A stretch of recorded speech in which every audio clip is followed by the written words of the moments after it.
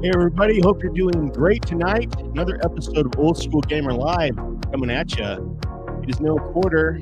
I hope you guys are doing great out there. Let me bring on Ryan. What's up, man? How are you? Hello, just getting stuff ready for the show. I'm running a little bit behind. So give me about a minute, and why don't you just talk to people for a second? I'm getting the magazine coverage all ready for us. Okay. Well, you get your stuff taken care of there. We're going to bring KC on. What's up, man? What's going on, everybody? Happy Thursday. Hope Look at this. Doing well. He's got his dress shirt on like he's pretending he's working. Look at it. He acts like he's doing something. I had to clean up for you guys. Well, I appreciate that. That's a heck of an effort, man. I appreciate that. What's going on tonight with you? Hey, got a little business meeting I got to dip out to, but I got to keep my commitment to my boy No Quarter, to my boy Ryan. Happy to be here. It's another Thursday. I'm looking forward to this long weekend. So. Awesome, man. Well, I appreciate you stopping by. I know he's got to bail out here pretty quick, so we're going to do the news, and he's going to hit the bricks. I don't want to see him any longer anyway. So Close your eyes. For me. Close your eyes. Ryan, are you ready to give us a little bit of a magazine update? A little bit of a magazine update. Let's see how I can, present, share screen. Let's see, what should I show you guys? Let's see. What's he going to show us? Home tab. There we go. Okay, this is the current issue. I don't know how much of it you can see. I see it all on my screen. This is the issue that just went to press a couple days ago. Nice. This is our January issue. We are covering the Chicago connection. Awesome. I don't know how much you guys remember or know of Chicago and its connection in the video game and pinball industry. But Williams Electronics, Stern, Midway, and a ton of the modern stuff that's out there also through the guys at Raw Thrills all came out of Chicago. So just little guys. Just a little bit.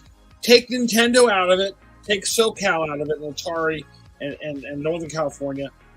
Number 2 or number 3 is Chicago. And I never knew they were in Chicago. That's news to me. Wow. Yeah, so, I mean, especially if you walk into a modern arcade, first of all, you're probably going to see Stern pinball machines.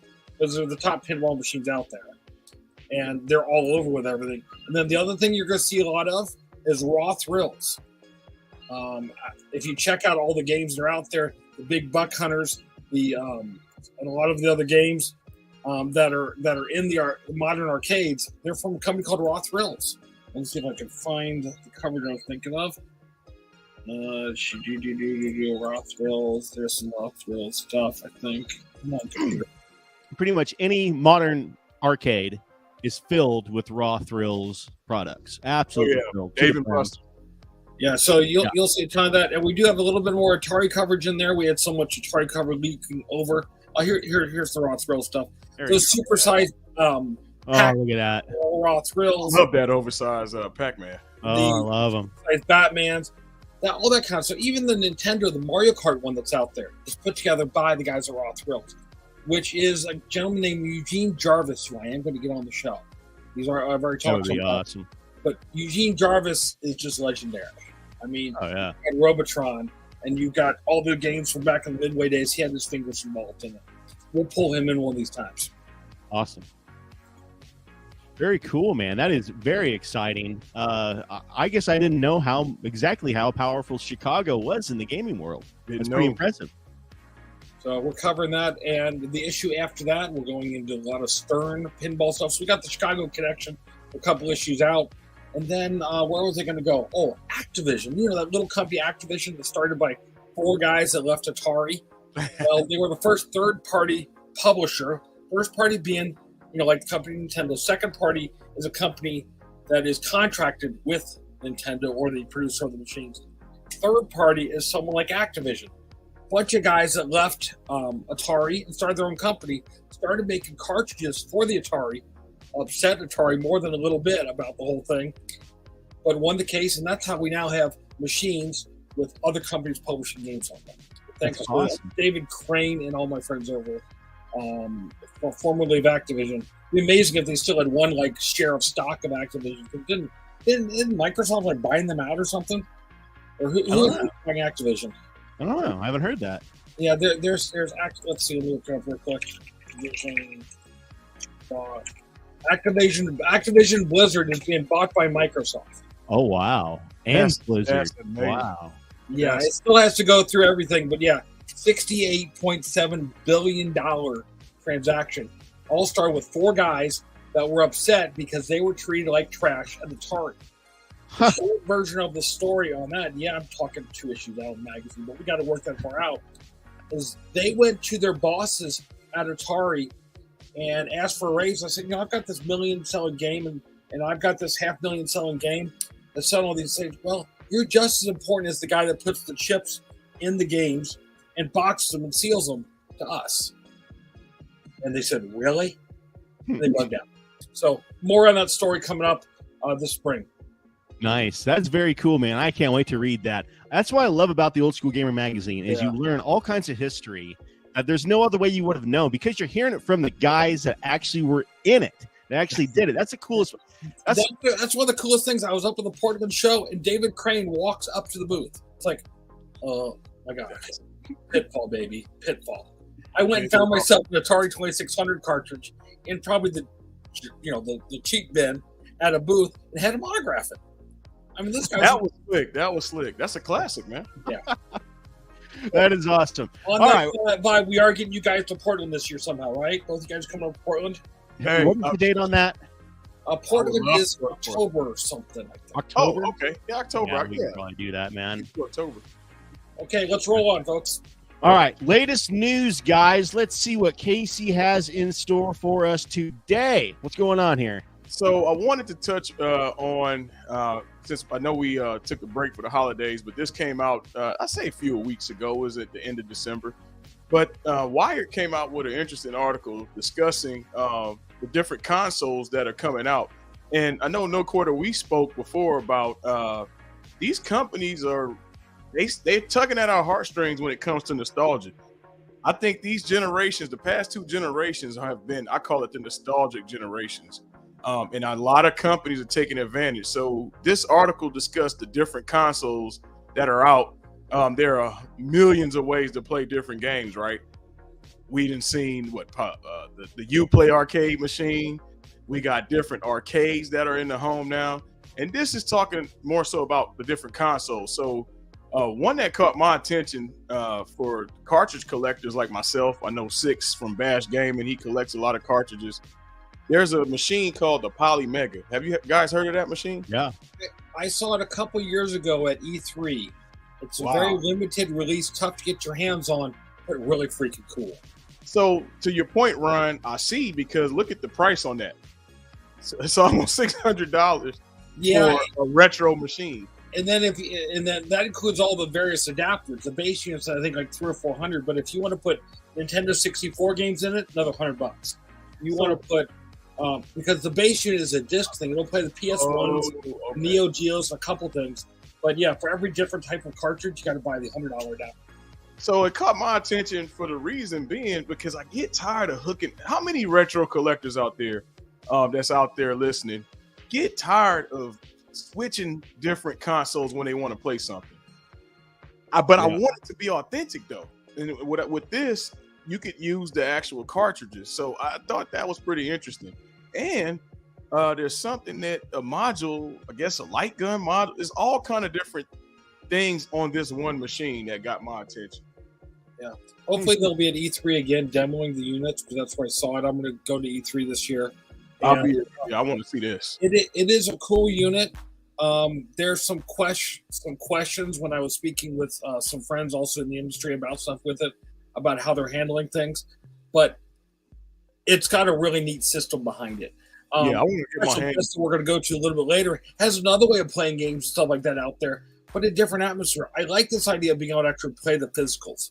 So this is one solution, but yeah, as we know, I mean, you get into the arcades and all the other stuff that's out there. There's a ton of different ways to play some of those exact same games. Yeah, and it's making for an interesting market. I liken it back to the Sony Nintendo days. I mean, on the Sega Nintendo days where there's lots of competition going along. I'm seeing a lot of modern consoles bring a lot of these games back. One in particular I want to talk about during this latest news is Breaker's Revenge dropped today. For all you Neo Geo retro fans, Breaker's Revenge is a classic, and all you fighters, it's a big community for that. Big community. Nintendo brought that game. I'm sorry. It's on PlayStation. It's on Switch. There's leaderboards. It's online gameplay. So I can't wait to get my hands on it tonight. And that's it for me with latest news. One other thing I did see on your on the flip back to if you could good quarter, they scroll down a little bit and the Evercade unit.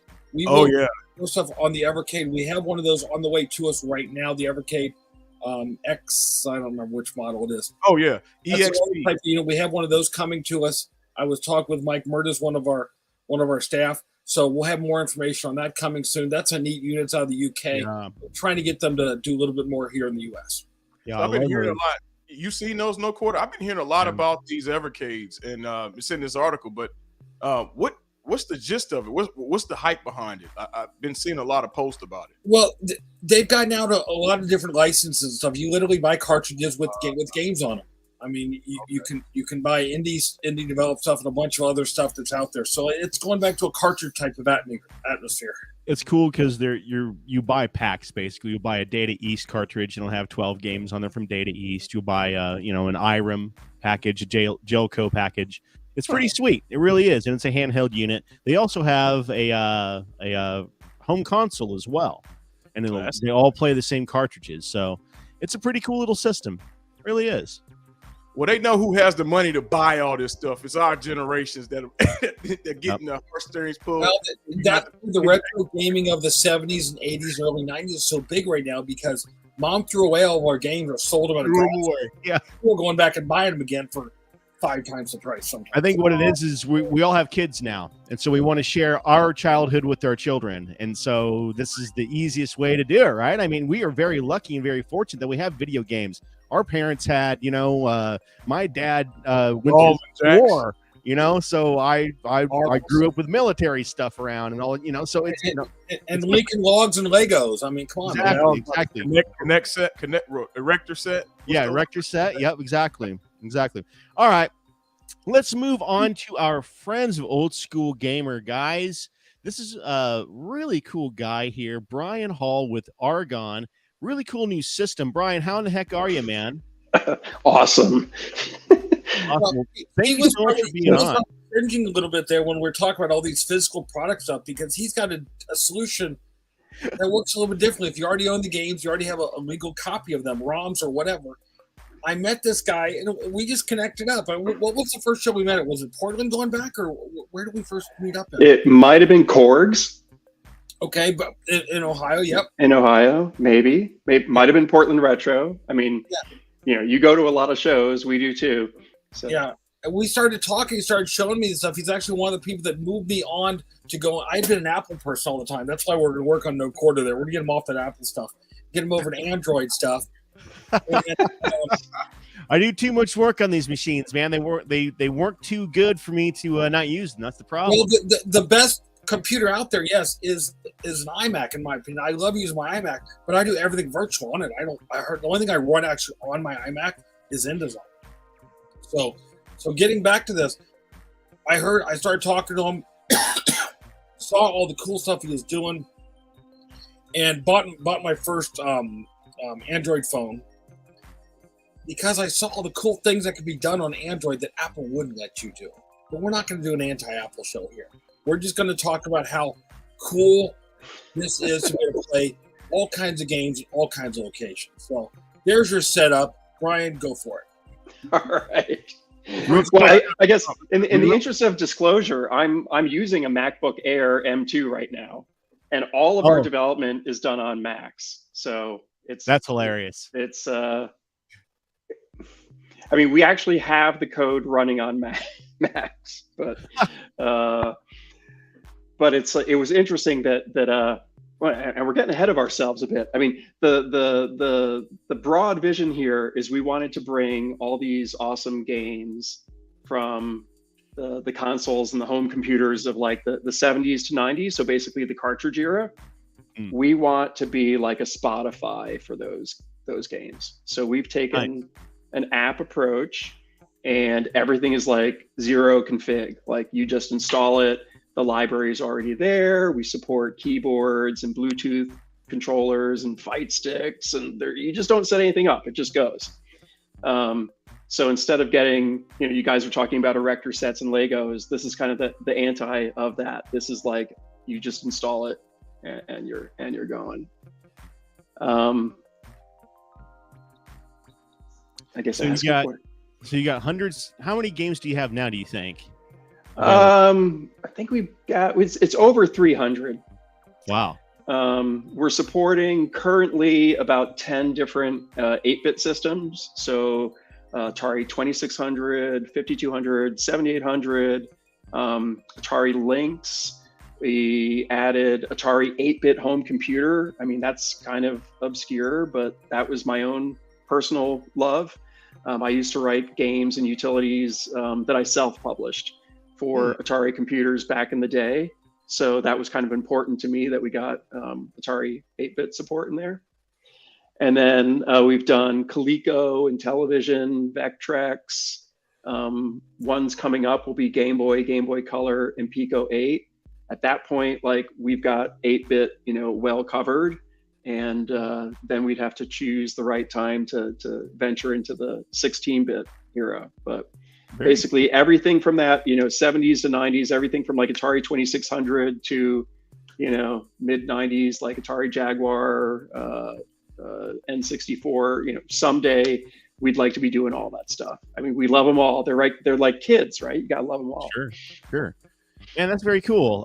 So it says Bluetooth controller compatible, basically any PlayStation controller or anything that would run on a tablet, I guess, huh? Correct. So, I mean, obviously we started this, maybe it wasn't obvious, but we started this before COVID, and it ended up being fortuitous that we took a software approach, because our whole philosophy here is you're bringing your own hardware. So you can use, an Amazon Kid tablet, you can use a Fire Stick, a Chromecast, Chromebook, phone, tablet. So you're bringing your own hardware, and that includes the controller.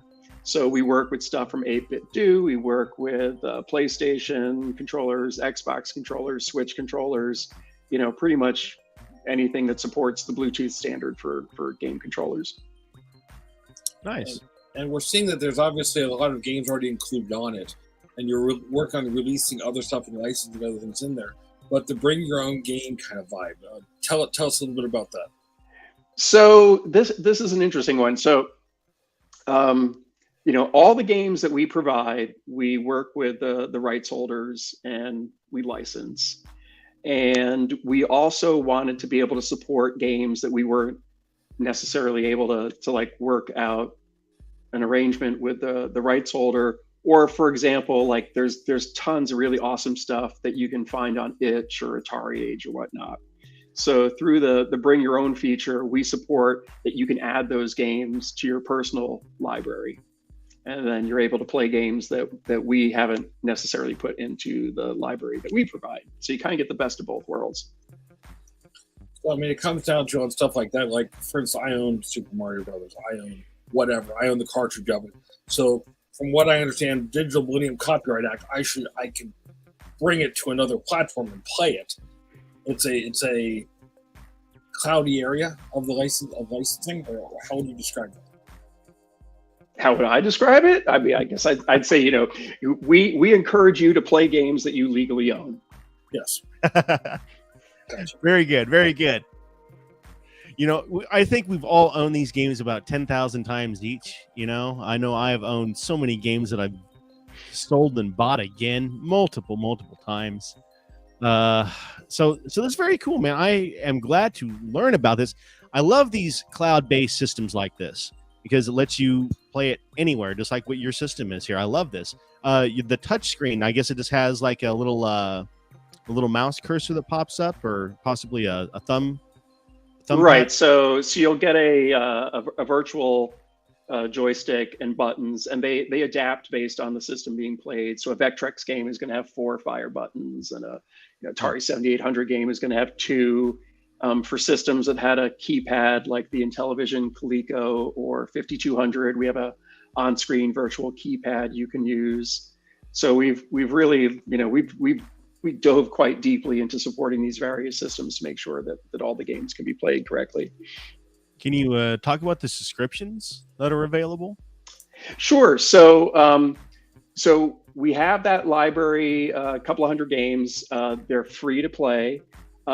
We've been very consistent in the games are the important part. We want people to be enjoying the games, so there's no ads at all. Nice. And that also extends to the free selection, because we kind of view that's our marketing, as it were. We're a small company, so we want to get people, to join us on Argon and enjoying all this stuff. As you guys were saying earlier, part of the charm, as an adult, is to be able to share this with your friends and family and kids and whatnot. So there's an awful lot that you can do in that free tier. And then the subscription gets you access to our premium content. So those are titles that would traditionally be sold like cartridge only, or would be a paid download on itch, or classic titles where we've done a licensing arrangement with the classic rights holders. So that gets you premium content. It gets you the bring your own feature, and then it also gets you cloud saves. So for example, you could be playing a game on your phone on a trip, and then when you get home, you could then pick it up on your smart TV. Oh, cool. Picking up where you left off. Very cool. So, any multiplayer capabilities yet? It's on the roadmap, but it's not in the current version. Yeah, like there's more things to do than there are hours in the day. And I know. And it's like many systems, we're looking at like online high score and leaderboards would probably be an early feature. Couch co-op would be an early feature. We've even looked at the idea of for devices that have multiple screens, supporting like Lynx and Game Gear head-to-head style play. Very cool. So, and I want to be clear, these are all like cool ideas for the future, but basically, I've even seen the last couple of years the stuff you've been doing. I mean, you're showing me some of these cool things with those foldable phones, so that it opens up like a DS, and stuff like that. I mean, oh, that's cool. Really, it's about the interface and making it work smoothly.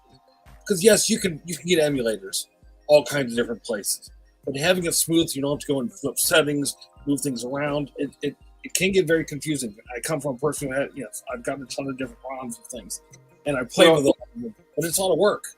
And we completely unashamedly, we take advantage of and embrace the fact that this is a virtual machine. So for example, on our Vectrex games, we're doing algorithmic coloring, and man, you play Vectrex in color in 4K, that's kind of sweet. I got to see that, man. How do the vectors look? So that's another one that we spent a lot of time on that one. So we at the code level, we are assembling a mathematical list of the vectors, so that when we render them on your device, we're using the operating system routines of the device to render the vectors at the native resolution of the device. So if you play Argon, if you play a Vectrex game in Argon on an 8K TV, you're getting 8K vectors. On an 8K TV. Man, that would be so awesome. Vectrex is one of my favorite systems. I bought it at the swap meet for like $25 when I was that was a score. I want one of those. They're what, about $400 now? Oh, dude, they're like $1,000 now. They are so expensive now. Yeah. Gunther, I've seen the emulation and stuff at shows of what the Argon stuff can do on it, and it's a whole different perspective when you can, instead of playing on an 8-inch, 10-inch screen, playing it on even a 32-inch screen, of being able to play Vectrex games. Well, I guess I'm buying a Fire Stick. I guess that's all there is to it. I mean, I got to have this. This is ridiculous. I love my Vectrex games, man. There was a Gravatar ripoff on there that I played all the time. That was one of my favorite games. Gravatar, and then there was Spike, that 3D looking. That was the coolest thing. I thought, that 3D perspective on that game. Well, and I'll tell you, like, the homebrews have just gone so far beyond the original catalog. You know, I mean, Ryan can tell you, I started writing a column about indie games for Old School Gamer, and you know, we absolutely embrace and love that whole community, and the fact that those games go so far beyond the original games. I mean, it's the same with you know, Nintendo games, like tools like NESmaker, and the folks that are using those tools are making games that are so beyond what came out during the original era that it really brings a new layer of enjoyment. Well, it's cool because you could design a game and then play it on your system. You can, and in fact, that is such a cool idea. So like the other cool thing that we've done is for these stereos that had monophonic sound, because we're emulating it down at the sound chip level, we're able to then make our own algorithmic stereo mix. So like Vectrex was a monophonic system, but we split that out into stereo, same with Intellivision and Coleco and Atari systems. So you get these games that are doing really complex chiptune music, and you put a nice set of headphones on, or you play it on a really nice you know, home theater setup. It just sounds beautiful. That's hilarious. How are they getting the stereo sound out of it? Some sort of phase modulation? No. So because we're doing it at emulating the chip level, we can actually access each individual sound channel separately, and then we can be setting a panning for each channel. So instead of it all going out one speaker, we can decide how it's panning. So, all right. So usually you'll have 4 channels. You'll have a drum. You'll have a bass line, and then 2 sound waves. And I guess 5 channels, because then you'll have your NES is 5 channel, yeah. Your white noise. So each of those can go through a different speaker, is what you're saying. They could, yeah. And so we have an algorithm where we provide a default panning, but we could also be doing like custom panning either on a per game level. That is super cool. Yeah, or for like a game developer who is willing to embrace a private API, then they could actually be changing the panning dynamically at runtime. Wow, I'm so excited about this. So guys, we're talking about Argon, a new online retro game playing platform. They have their own games. You can load your own games. Ryan, where can they find you online, my friend? So our website is playargon.com. And then you can find us on the Google Play Store, which will get you on Android phones, tablets, Android TV, and Chromebook. And you can also find us on the Amazon App Store, which gets you on Amazon tablets, Amazon Kid tablets, Fire Stick, Fire TV, and very, very soon we'll also be showing up on the Microsoft Store for Windows 11. Very cool. Awesome. Well, Brian, thank you so much for being on tonight, man. We are going to play us out with watching the Argon marketing video. Appreciate everybody. You guys have a great night.